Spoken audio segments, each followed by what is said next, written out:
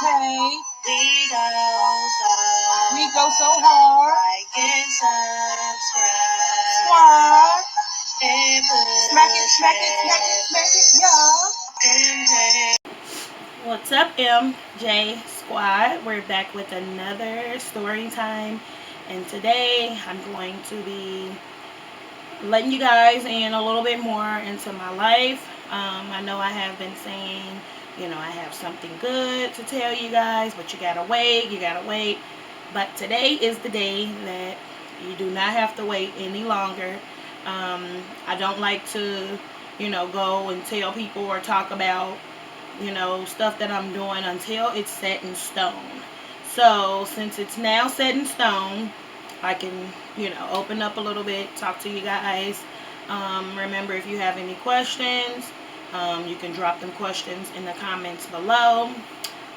Make sure you follow us on all our social medias. It will be listed below as well. And before I get started, make sure you like this video. And if you're not subscribed, push that subscribe bell as well. You don't want to miss any videos.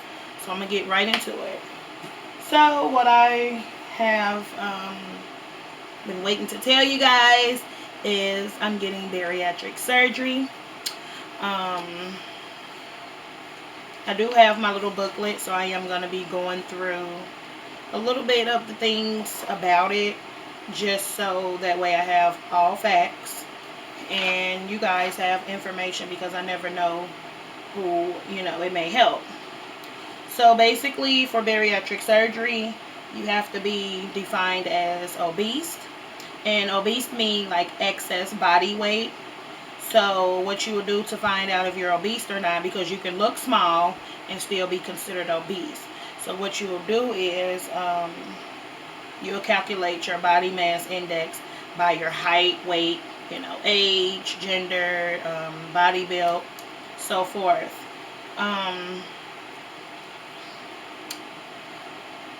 Obesity is considered a disease, for those who did not know that. The way that they do bariatric surgery, one of them is open procedure. That's when they cut your stomach open. Or you can do laparoscopic procedure, and that's when they insert little holes into your stomach, so that way they can put the instruments and stuff like that. That's the one that I'm going to do, the laparoscopic procedure. Okay, so the different types of bariatric surgery, and once I get through telling you guys, the different types, I will, tell you which one I'm getting. So they have the gastric sleeve, which the sleeve, they, cut your stomach into the size of a banana. That way you can only hold smaller amounts of food at a given time. They got the gastric bypass. That's when, they cut off a little portion and connect it to your small bowel. And then they have the dual switch. And that's when it's a combination of the sleeve and the combination of the gastric bypass. The one I'm getting, the one that I would really like to get, is the gastric sleeve. It's just less, it's just less risk. All of them has risk, but it's easier to heal from. I can get back to work in about 2 to 3 weeks. So, with the bypass, you're off for about 6 to 8 weeks. So, you have to really, the good thing about bariatric surgery, you get to pick what you would like. You will speak with the surgeon, but the surgeon is just going to tell you, like, okay, for instance, you are a little bit too big, so the sleeve won't be as effective, or, you do have these other risks, these other problems that you have going on, and it will not correct with the sleeve. So, your surgeon will be the one that can help you determine which one. I do have to go and meet the surgeon, so as of right now, of course, I want the sleeve, but it just depends. You know, they can say you're too small to be getting the bypass. So, you know, it's really up to you at the end of the day. But they will tell you what will be beneficial, what they see you looking like, or how your health will look like after you get, you know, any of them. So, of course, they have surgical risk, like I said. Um, you know, death is one. Blood clots, you know, leaks from where your staple line is, internal bleeding, bowel obstruction, heart and lung complications, narrowing, hernias, dehydration, malnutrition, internal organ or positioning injury, ulcers, wound complication, gallstones. It's also, you can experience dumping, and that's more with the gastric bypass. Increased sensitivity to cold, increased gas, which is with the gastric bypass. Failure to lose weight, abnormal changes in both men and women. So, I'm going to take a second to touch a little bit on the side effects. The surgical risk. Those are risks. There's not a guarantee that you're going to go through that. For one, you know, I'll touch a little bit on, let's see, dehydration and malnutrition. That's up to you. Like, if you're not following the regimen, if you're not, you know, making sure that you're making yourself get something to drink, and, you know, if you're not taking your vitamins and you're not eating the right things, of course, you're going to experience some of the things. But that's why before they even let you get into the whole bariatric program, you have to do classes. You have to meet with a dietitian. You have to meet with a psychiatrist. You have to, if you're a person who smokes cigarettes, you have to stop, because that's what increases your chance, like cigarettes. That will increase your chance for ulcers. That will also increase your chance of, you know, organ injury. Because if you're smoking, you know, your lungs is all expanded, and they want your lungs to be shrinking and, you know, really healthy. So they're going to require you to stop smoking. So just because there are these risks, that does not mean you're going to go through it. It's just how you decide you want to do with this program. So don't think like, oh my God, ooh. And with any surgery, I want to touch point on this. When it said death, because when I first got into the program, that kind of like spooked me a little bit. But when you think about it, any surgery that you get, you have a risk of death. Any surgery you get, you can go get your tooth pulled and you can have a risk of death. You can bleed to death. Anything, you know. So that's just how I look at it. I am a firm believer of God, so I pray about it. You know, and He wouldn't put too much on me that I couldn't handle. That's how I feel about it. Okay, so like I said, if you are a smoker, you will have to stop. Depending on your bariatric coach, you will have a certain amount of weight to lose. In particular, for me, I only had to lose 3 pounds. So people might be like, oh, that's easy. You can do that. Ooh, ooh. Yes, it's easy, but it's also easy to gain that 3 pounds plus more back. So you have to be able to keep it stable. You have to, okay, once you lose it, you got to be able to keep it off. You can't just lose it and be like, oh, okay, now I'm going to go eat me some cookies, chips, you know, all kind of fat stuff that you shouldn't be eating. We will touch base on what you should be eating. I'm just trying to kind of go in order and not make the video too long.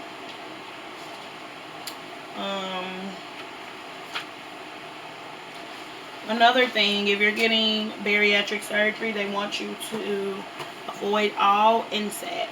Meaning, like ibuprofen products, Advil, Motrin, stuff like that.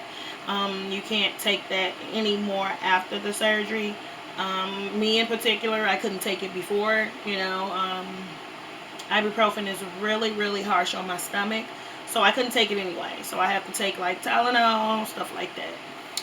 So, which, okay, whatever. It's not a big deal. It's other pain medication that's out there that will help. Um, with the program, you also have to do support group. Um, I'm going to show you guys. I have this sheet. Okay. This sheet is what your operative need list, basically. And it's a checklist. So they go on there and they check it off. So for me, like I said, I only had to lose 3 pounds. I had to meet with a psychiatrist. Everyone has to meet with a psychiatrist just to make sure you are mentally stable and can handle the changes that you're going to go through. Like I said, a dietitian, you have to get lab work done. I had to get like insurance phone calls, and that was required through my insurance, which was like weekly to every 2 weeks. You know, if you're a woman, you got to make sure your pap smears are up to date, which I didn't have a problem with that. I will hope no one else do. Just do what you need to do. Make sure you have your pap smears whenever you're supposed to have it. Like I said, I smoked cigarettes, so I had to stop smoking cigarettes 2 months before surgery. It's been way longer than 2 months. But it's taken, you know, it takes time depending on each individual. I stopped smoking cigarettes May 1st. I have not touched another cigarette. It have not been hard at all. I thought it was going to be like the hardest thing in the world, but it was not. And, you know, with the help of Joelle, it was even easier to stop, you know, because we both were smoking cigarettes. So it was like, okay, well, babe, I'm going to stop too. And it's like, oh, you know, it's really helpful when you have that support, because just think how hard it would have been if I stopped and she didn't, and every time you turn around, she got a cigarette up to her mouth. Like, it's going to be hard, because then I'm going to be like, let me see. So, you know, that was very helpful. I had to do like an insurance phone program, not the regular requirements, support weight loss phone calls. It was 2 types of phone calls. And I had to get like a 2-year history of my weight. I really don't feel like that needs to be discussed with you guys. It's not important. Just touching bases on what's important. So with the food, I learned a whole lot about how to eat and how to prepare meals. They gave me a build a healthy meal sheet. Bam. Okay. So basically, it's saying, okay, how to make your plate. So when you're cooking and when it comes to making your plate, you should have 20 to 30 grams of protein. You know, and that's the most that you're supposed to have on your plate.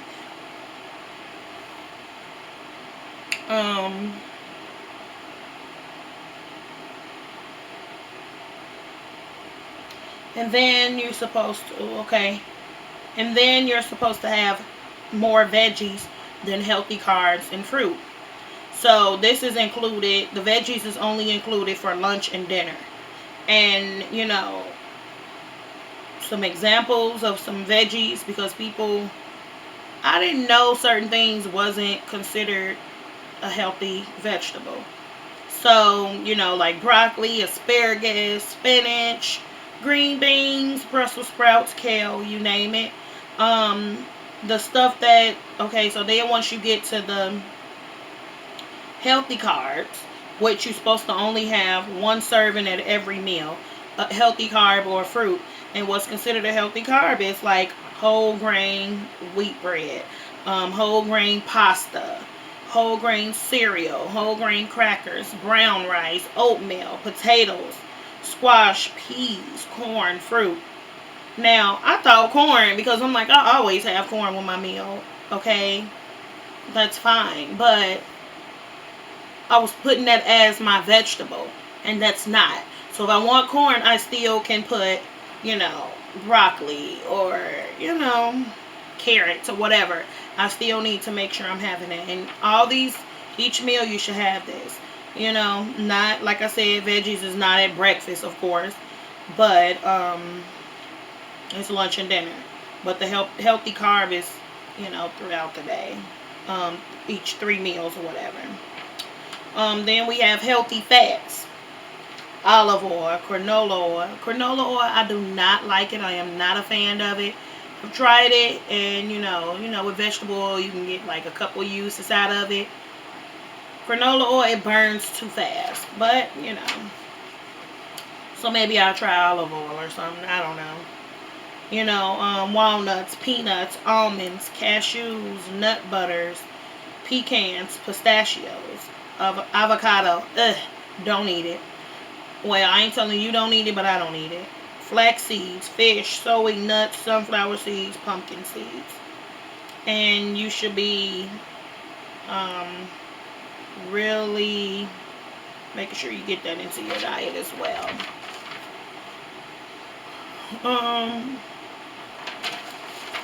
I'm done with the what to eat.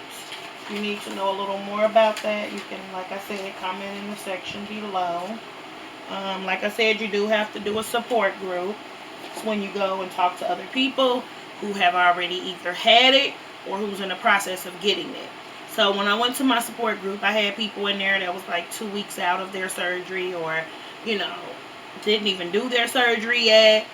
It was just lots of people, and I really learned a lot from it. I'm not really a big support group type of person when it comes to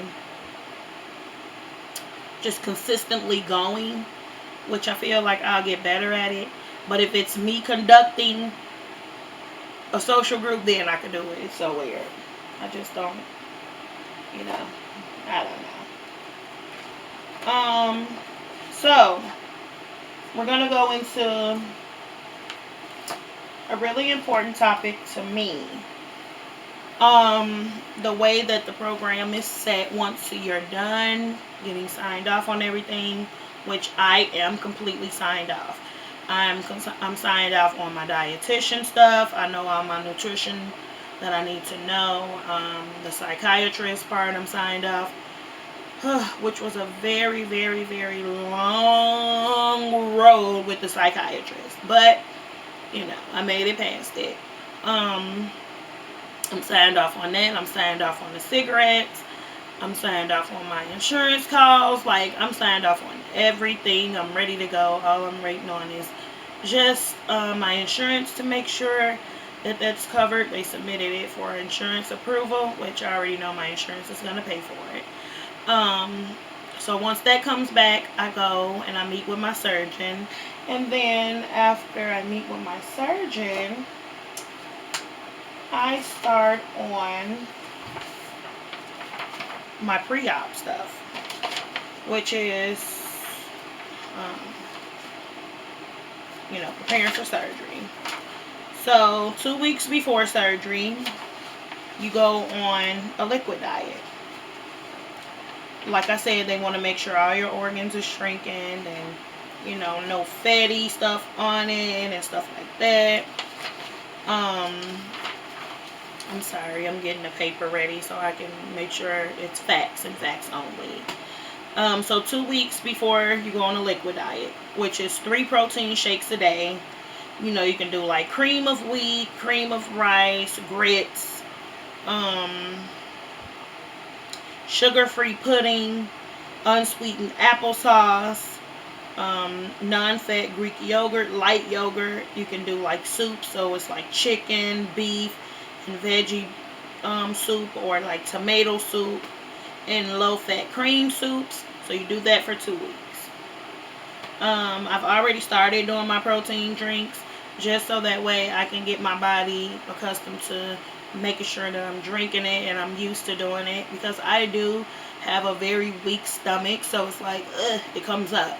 So I've been, you know, getting my stomach and my body trained to start drinking it.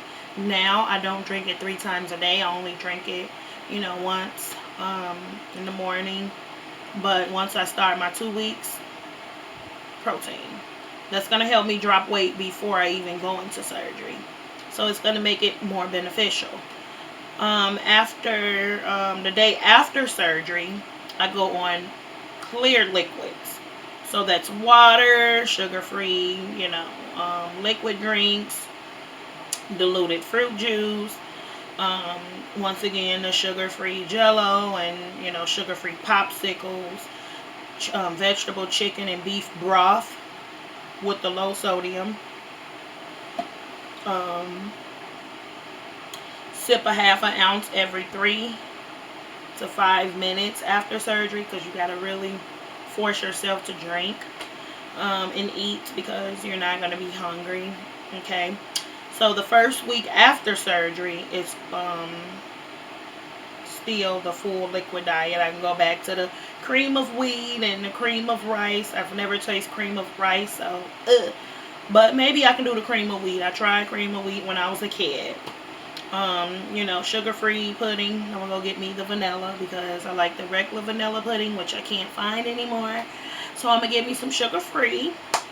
Unsweet applesauce, blended canned fruit, protein shakes, blended and strained soup. So nothing where it's like it has to be liquid. 2 weeks after, let's see, that don't have anything to do with me. So I'll still say it because it might be some people that's getting this. So 2 weeks later for the gastric bypass and the lap band, which they're really cutting the lap bands out, because the lap bands have had a lot of history of rupturing. So, they still got it on the paper. But 2 weeks after, blended canned tuna, chicken, salmon, stuff like that. But by me getting the sleeve, and people that's getting the dual switch, you have to wait 3 weeks to do this. And that's when you can do like the tuna and stuff like that.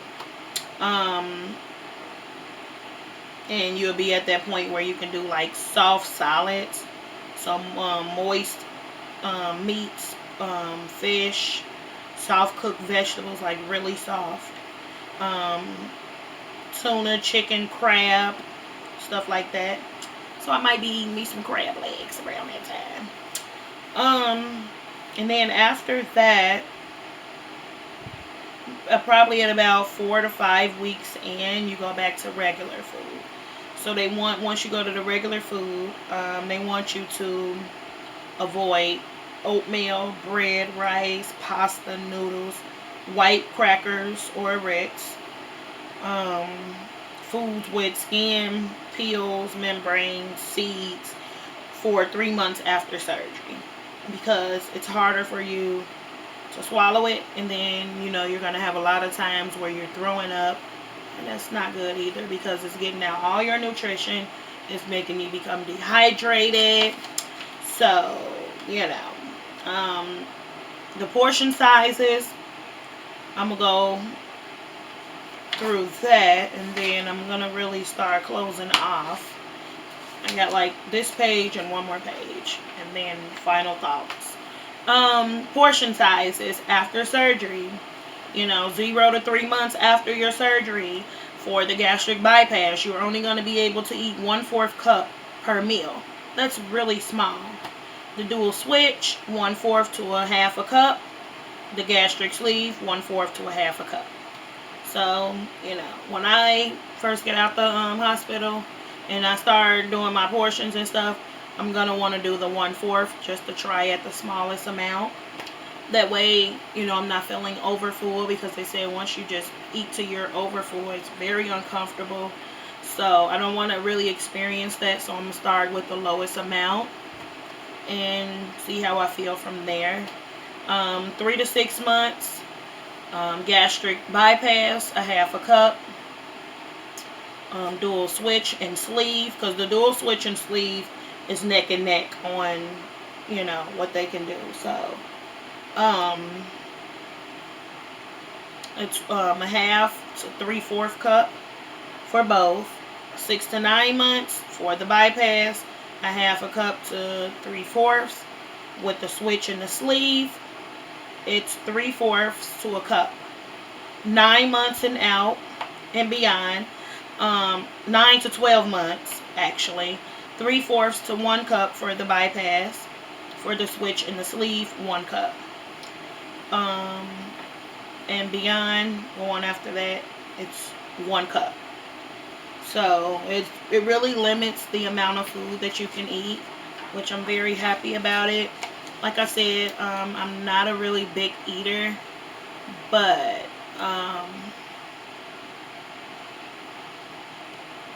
that won't be too hard for me to implement in my life. Like, there's times where I won't eat. Well, before I started the program, I wouldn't eat like breakfast or lunch, and then I'll come home and I'll eat dinner.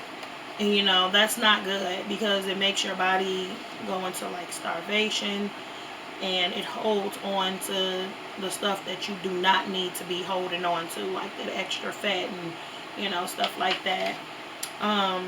After you get surgery, the thing that you will have to do for the rest of your life is take vitamins.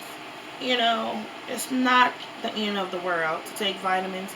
As old as you get, you should start taking vitamins. Vitamins are very,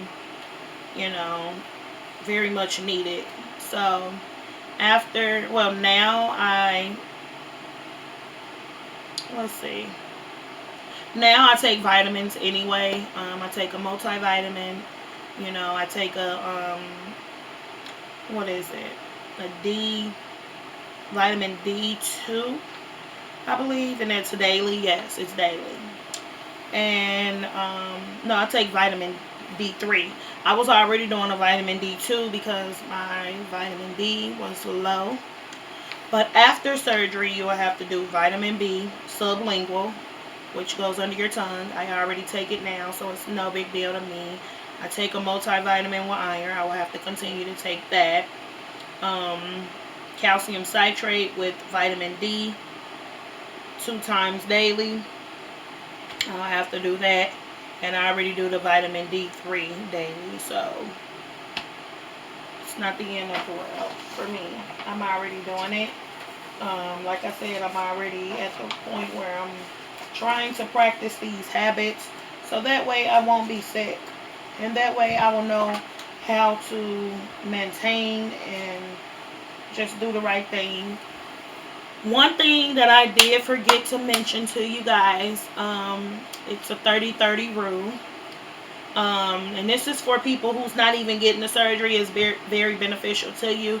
30-30 means not to drink 30 minutes before a meal and 30 minutes after a meal. So when you're having your food, you don't even want to bring a water.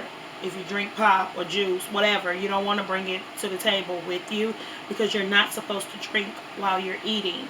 The reason is because you're not letting your food sit in your stomach, so that way your body can pull the nutrition from the food that it needs. So when you're drinking, you're just pushing it through, and you're not getting any of your nutrition. It's stretching your stomach out.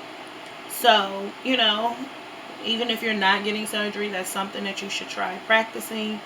I have been practicing with it. I'm not going to say that I'm just like the best, but like I said, I have been practicing with it, so that way I'm prepared, because once you get the surgery, it's no joke when it comes to the 30-30 rule. You have to follow that, or you will be, vomiting, you will be sick. So, like I said, I'm just practicing it now. Eating slowly. It's supposed to take you 20 to 30 minutes to eat your food, because not just bariatric patients, but everyone,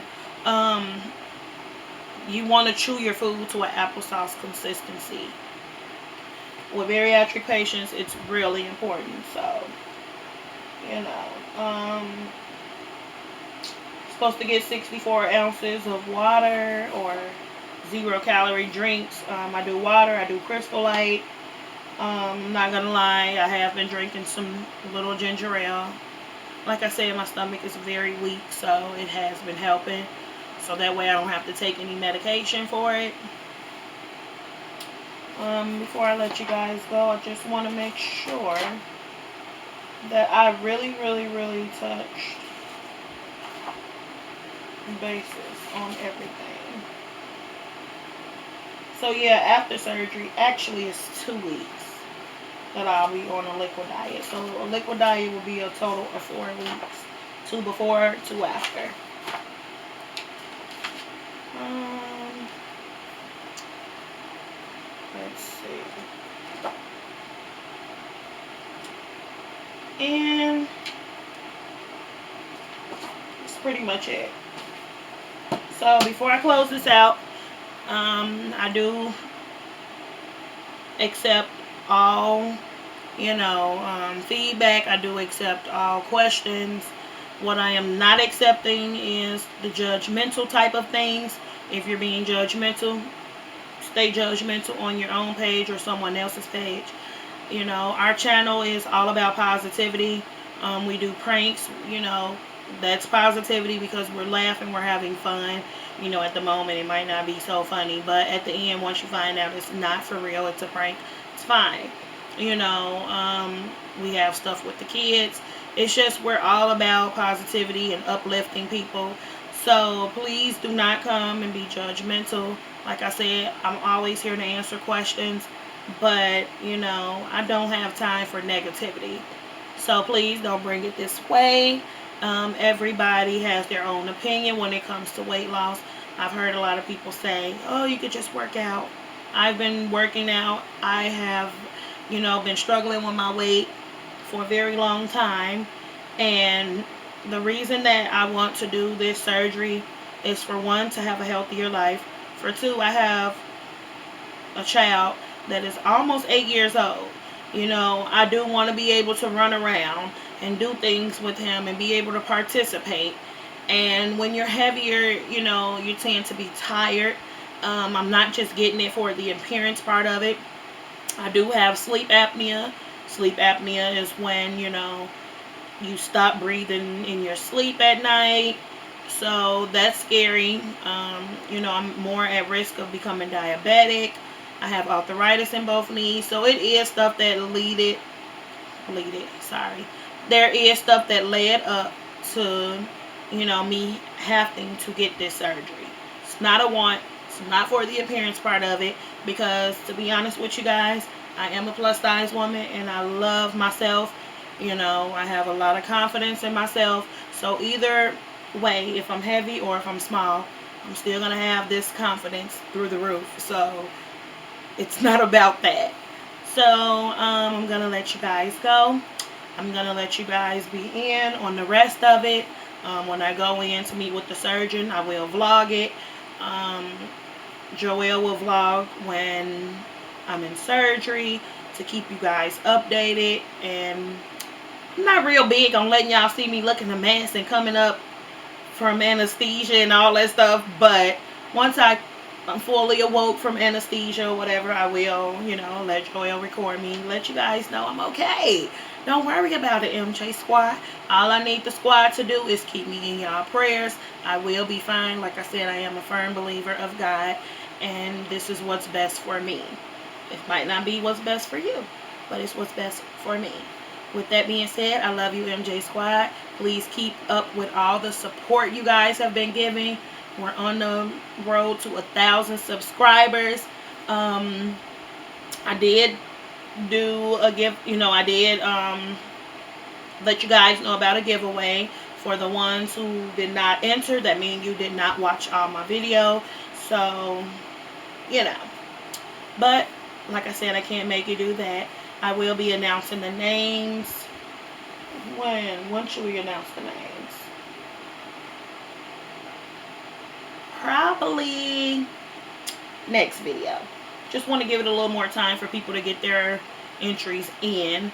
And I will be picking 2 winners. So with that being said, like I said before, I love you, MJ Squad, and I'm out. Hey y'all, don't forget to like, subscribe, and hit that bell. We love you, MJ Squad, and we appreciate the support. We out.